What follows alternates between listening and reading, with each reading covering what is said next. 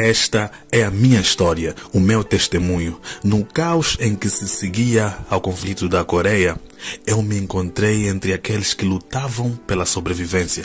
Muito pobre, mas persistente. Eu trabalhava em vários empregos no decurso só de um dia.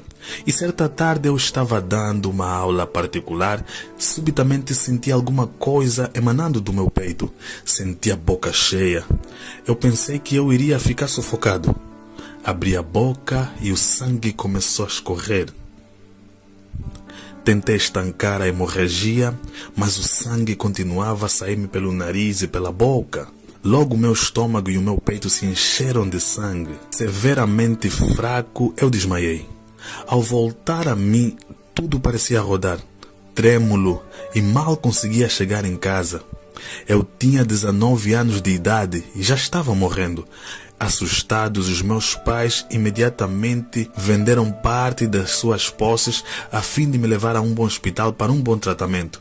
Os médicos fizeram exames cuidadosos.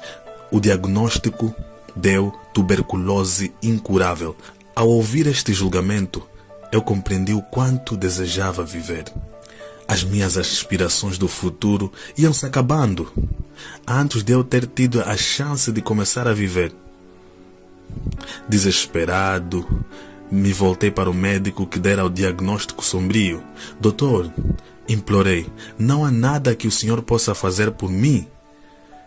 Sua resposta muitas vezes ressoaria em minha mente. Não, este tipo de tuberculose é muito raro. Espalha-se tão rapidamente que não há jeito de contê-la. Você tem 3 meses, no máximo 4 meses de vida. Vai para casa, jovem. Coma tudo que desejar e despeça aos seus amigos. Diga adeus aos seus amigos. E triste deixei o hospital. Eu passei por centenas de refugiados na rua e me senti ligado a eles. Eu me senti totalmente só. Eu era um dos que não tinha esperança. Eu voltei para casa num estado mental de total confusão. Totalmente pronto para morrer. Pendurei um calendário de 3 meses na parede. Por eu ter sido criado no budismo, eu orava diariamente para que o Buda me ajudasse. Nenhuma esperança me vinha e a cada dia que passava eu piorava. Percebendo que o meu tempo de vida se encurtava, desisti da fé em Buda. Foi então que eu comecei a clamar ao Deus desconhecido. Pouco sabia eu do grande impacto que sua resposta teria sobre a minha vida. Alguns dias mais tarde, uma colegial veio me visitar e começou a falar a respeito de Jesus Cristo. Me contou do nascimento de Jesus, sua morte na cruz, sua ressurreição e a salvação mediante a graça. Essas histórias pareciam não fazer sentido para mim. Eu não aceitava as histórias dela, nem sequer prestava muita atenção a essa jovem ignorante. Sua partida me deixou foi com uma única emoção, alívio. Mas no dia seguinte ela voltou. Voltou várias e várias vezes e toda vez me perturbava com as histórias a respeito do Deus homem chamado Jesus Cristo. Depois de uma semana dessas visitas, fiquei grandemente agitado. Repreendi ela asperamente. Ela nem sequer saiu correndo com vergonha, nem retalhou com raiva. Simplesmente ajoelhou e começou a orar por mim. Grandes gotas de lágrimas escorreram da face dela. Isso refletia uma compaixão estranha para as minhas filosofias e rituais budistas, bem organizados e estéreis. Ao ver suas lágrimas, meu coração foi profundamente tocado. Eu vi algo diferente nessa garota. Ela não recitava histórias religiosas para mim. Ela vivia sua fé. Por intermédio do seu amor e lágrimas, eu pude sentir a presença de Deus. Jesus era o homem que ela pregava. E eu disse: jovem, por favor, não chore. Sinto muito. Agora conheço o seu amor cristão. Já que estou morrendo, então vou me tornar cristão para você. Sua reação foi instantânea. Seu rosto se iluminou e ela louvou a Deus, apertando minhas mãos e me deu uma Bíblia. Examine a Bíblia, instruiu ela. Se a ler fielmente, encontrará as palavras de vida. Essa era a primeira vez em minha vida que eu tinha em mãos uma Bíblia. Lutando com esforço para respirar, abri o livro de Gênesis. Ela sorriu, abrindo a Bíblia no Evangelho de Mateus. O senhor está tão doente que, se começar em Gênesis, acho que não durará o tempo suficiente para terminar o Apocalipse. Se começar com o Evangelho de Mateus, acho que dará tempo de terminar. Esperava encontrar profundos ensinamentos morais e filosóficos, mas quando eu comecei a ler o Evangelho de Mateus, o que eu li ali me chocou. Dizia: Abraão gerou a Isaac, Isaac gerou a Jacó, Jacó a Judá e a seus irmãos. Me senti ridículo. Fechei a Bíblia dizendo: senhorita, não vou ler essa Bíblia. Isso é uma história de um homem gerando outro. Eu preferiria ler uma lista telefônica. O senhor não reconhece esses nomes agora, respondeu ela, mas para a medida em que continuar a leitura, esses nomes terão significados especiais para ti. Encorajado, comecei a ler a Bíblia de novo. Ao ler, não encontrei filosofias, nem teorias sistematizadas, nem ciência médica, nem quaisquer rituais religiosos. Mas eu encontrei um tema marcante. A Bíblia, constantemente, ela falava a respeito de Jesus Cristo, o Filho de Deus. A iminência da minha morte me tinha levado para a compreensão de que eu precisava de algo maior do que a religião, mais profundo do que a filosofia e mais alto do que a simpatia pelas tribulações da existência humana. Eu precisava de alguém que partilhasse minhas lutas e meus sofrimentos, alguém que pudesse dar-me uma vitória. Mediante a leitura da Bíblia, eu descobri que esse alguém era o Senhor Jesus Cristo. Essa pessoa chamada Jesus Cristo não apresentava uma religião, um código de ética, nem uma série de rituais.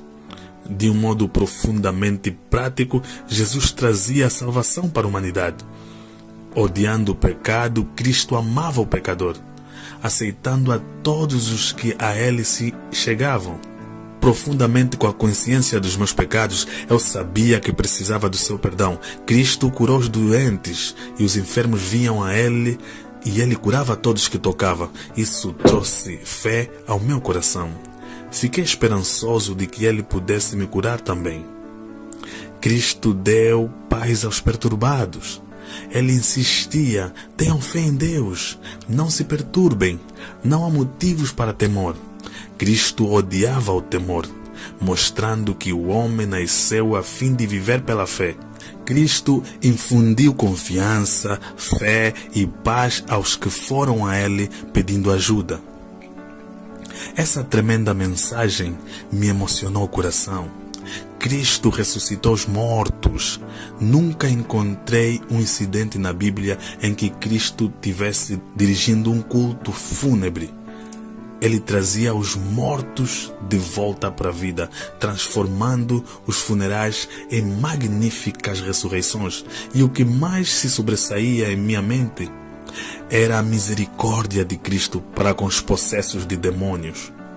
Durante a Guerra da Coreia, muitas pessoas perderam as suas famílias e seus negócios. Eles sofriam muito. Sofrendo de esgotamento nervoso, muitos se tornaram completamente possessos pelo diabo, destituídos de abrigos. Eles andavam sem rumo pelas ruas. Cristo estava pronto até mesmo para enfrentar este desafio. Ele expulsou os demônios e restaurou os possessos para a vida normal. O amor de Cristo era poderoso, tocava a vida e as necessidades de todos que vinham a Ele. Convencido de que Cristo Jesus estava vivo e movido pela vitalidade do seu ministério, me ajoelhei. Pedi que Cristo entrasse em meu coração e me salvasse, me curasse e me livrasse de toda a morte, e me livrasse da morte. Instantaneamente, a alegria da salvação e a paz do perdão de Cristo me envolveram. Sabia que estava salvo. Cheio do Espírito Santo, me levantei e gritei: Glória seja dada ao Senhor. Desta hora em diante, li a Bíblia como uma pessoa que está morrendo de fome digere um alimento. A Bíblia provia fundamento para toda a fé de que eu necessitava, a respeito do prognóstico e dos antigos sentimentos de temor. Eu logo fiquei sabendo que eu ia viver. Em vez de morrer em 3 meses, eu me levantei do leito da morte em 6. Desde este dia, tenho pregado o Evangelho dinâmico de Jesus Cristo. A garota cujo nome jamais vinha saber me ensinou o nome mais precioso que eu jamais conhecerei.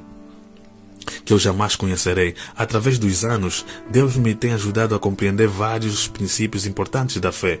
Esses são os princípios que partilho com você nos futuros capítulos que se seguem, para que você possa entrar numa dimensão mais profunda e numa vida mais abundante. Cristo jamais muda. Ele é o mesmo ontem, hoje e para sempre. Cristo deseja carregar os seus fardos. Jesus pode perdoar-lhe os pecados e curar você. Ele pode expulsar Satanás e lhes dar a confiança, fé e paz. Cristo deseja dar-lhes a vida eterna e fazer parte do seu viver diário.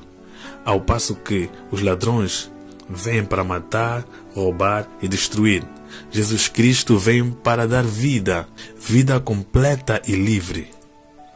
Mediante a presença do Espírito Santo, Jesus está com você nesse instante.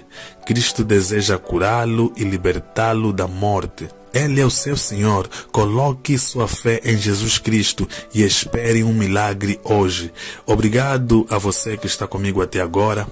Continue seguindo o canal que você vai ter mais sermões e mais palavras vinda do Dr. David Paul Young Show. Antes de deixar este vídeo, peço que deixe o seu like, subscreva também no canal para ajudar o canal a crescer. Desejo que a paz do Senhor esteja com você e com a sua família.